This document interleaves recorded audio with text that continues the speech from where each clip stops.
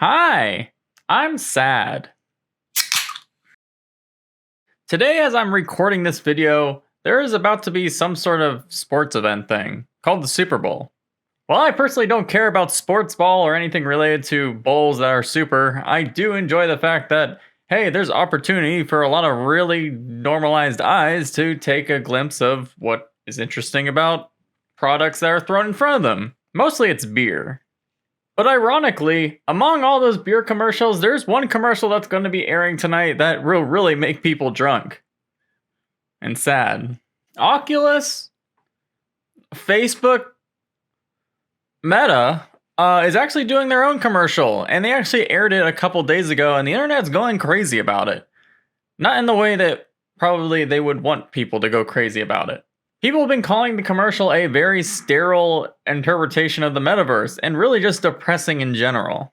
I do see where those people are coming from, because really, at the end of the commercial, the big takeaway is, hey, if you are really depressed in life, well, guess what? Horizon Worlds is there for you. And I think everyone knows by now, or at least I hope so, that Horizon Worlds, which is basically Facebook's VR chat, is complete garbage. I'm pretty sure if there's a public player count for that title, that would kind of prove my point enough. But I'm here to offer my own opinion on it, because this is the internet, and opinions matter more than facts. But first of all, if you haven't watched the commercial, basically what happens in the commercial is it starts in this like old sort of 80s, 90s restaurant, similar to what Chuck E. Cheese is, or if people don't even know what that is, maybe you know that game Five Nights at Freddy. Basically an arcade for kids with a lot of animatronic figures. And since the reality is those sort of restaurants are dying and don't really exist anymore, more on that, these characters or animatronics get sold off to like museums and stuff. And they're just depressed and they don't see each other for a while. Basically, they're spread across the globe, and there's no way for these old coworkers, these animatronic coworkers, to get in touch with each other and enjoy life just like in the good old days. Yeah, that's a good start. But while this museum or whatever was being shut down, some guy was doing some museum experience in sort of a Oculus Meta Quest 2, and then decided, hey, I'm just gonna place the Quest 2 on this animatronic dummy, and yeah, things happen. Basically, it becomes nighttime in the museum, and then the thing comes to life, and because he has this thing strapped to his face, he's able to go into Horizon Worlds, to a sterile version of what his restaurant used to be. And he meets up with his old friends, the other animatronics, who apparently also got a headset attached to their face. Because there's nothing more reliable of saying your product is good other than the fact that people are apparently attaching Quest 2s to thrown out animatronic faces. And that's pretty it. They just kind of have a really good time, except when they take off the headset and realize, hey, my life still sucks. Now, while I don't like Meta or really Horizon Worlds and think it's a very depressing shell of what other sort of platforms can do with VR social world creation and everything, I actually did not dislike this commercial as much as other people did. I know, I know, it's crazy. But it's because I kind of saw this commercial and it really made me think about something I'm really kind of passionate about. I've been wanting to make a video about this topic for a while, and because this commercial came out, I just decided this is the time. It's too perfect. So while the commercial that Meta was kind of focusing on, or at least the aspect of it, was clearly the social interaction that a VR headset can enable. The idea that, hey, VR can be like Zoom, but in the virtual world, and you wear a thing on your face. Yeah, that will make normal people very excited that are watching sports ball. It reminds me of a time actually where I was talking to people in a video call, kind of explaining why VR and AR is so interesting to a lot of older people that have never heard of VR or AR.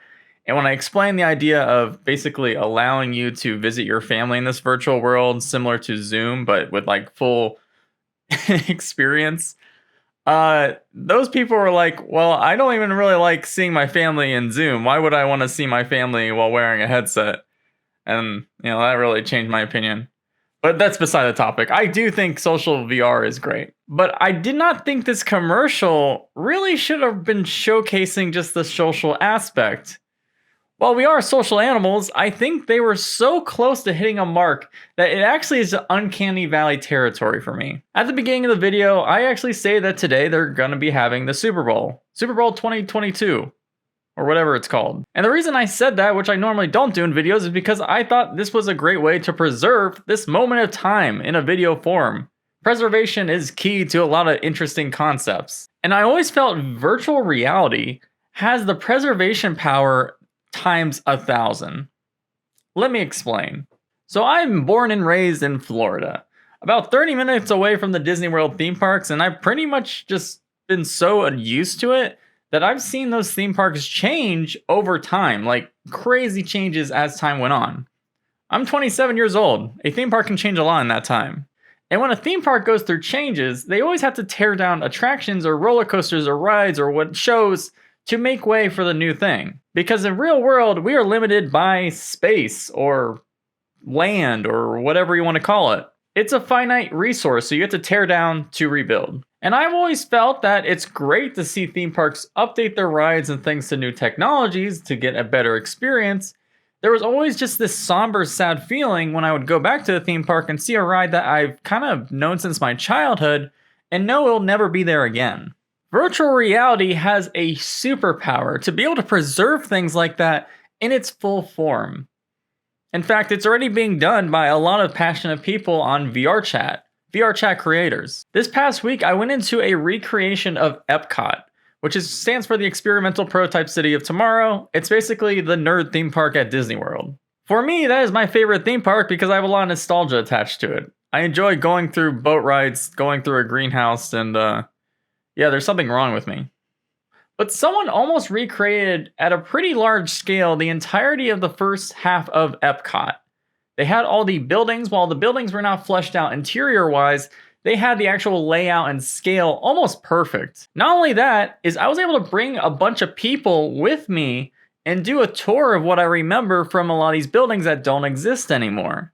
For example, they had one building at Epcot that housed a very old ride that hasn't really existed since the late 90s, early 2000s. That's like 20 years ago. VR chat's only been out really officially for like 5 to 6 years. So the fact that something from the late 90s is already being preserved by memory inside this social aspect is amazing to me. It was a very charming experience for me. And a lot of people that can't really visit Disney World because obviously it costs a lot of money to fly across the country or world even to visit a theme park, I got to give them a taste of really my life and sort of my connections with the theme park because, again, I've lived here for so long. The best part about it is everything pretty much in that world, by the way. If you were to look at Epcot right now and compare it to that world, you would see that pretty much everything is all walled up and under construction. They're completely revitalizing that entire theme park and changing it to something completely new. Which again, I'm totally fine with, but there is still that part of me that is so glad that VR chat already has a world where I'll be able to go back to any time to kind of recreate that memory. And I'm not even just talking about like land structures or landmarks. Also, roller coasters and rides are a great idea of kind of preserving sort of in virtual reality. Right after we visited the Epcot world, we went to a sort of different world that was a complete recreation of a ride at a different Disney theme park called the Tower of Terror. It was very well fleshed out. They had the building almost exactly to scale. They had the actual waiting queue, the lobby and music, all the original audio from the ride, and they even had the pre-show video, which was crazy. And the ride worked exactly what you would expect, like the real one, but in virtual reality. So I could bring my friends into this elevator that would go up and down in this horror-filled Twilight Zone-esque ride, and it was great. While that ride still exists in real life, for who knows how long, it's preserved in VR. So VR again has a superpower for incredible preservations of things that just can't exist because we are limited by resources, land, and it kills me to see things that companies spent millions and almost sometimes billions of dollars to create just be shut down, destroyed without any plans of preservation. If Disney spent a lot of money, or not even just too much money, but just hired some people to recreate those preserved rides that don't exist anymore with original audio and all the schematics they have probably deep in their vault, you could have a really compelling experience because every company's talking about the metaverse, the McDonald's metaverse, the Disney metaverse, everyone's a metaverse. Well, there's very interesting things you can do with the metaverse that is not related to saying the word McDonald's to skip an ad. Now let's go back to the meta commercial. I got a lot off track, even though I still think it's right on track. The commercial starts with a Chuck E. Cheese-esque restaurant. They're all excited. It's booming. It's busy. It's playing 80s music. It's like a complete recreation or time capsule of that time. When in America, at least, those sort of restaurants were actually very big and cultural icons. And even the animatronics, when they die, they're sold to a museum, which museums are all about preserving the recreations or really the things of the past that don't or can't exist anymore. And finally, at the very end of the episode, they all go into virtual reality into a mundane version of the sort of arcade pizza restaurant that they all worked at years ago.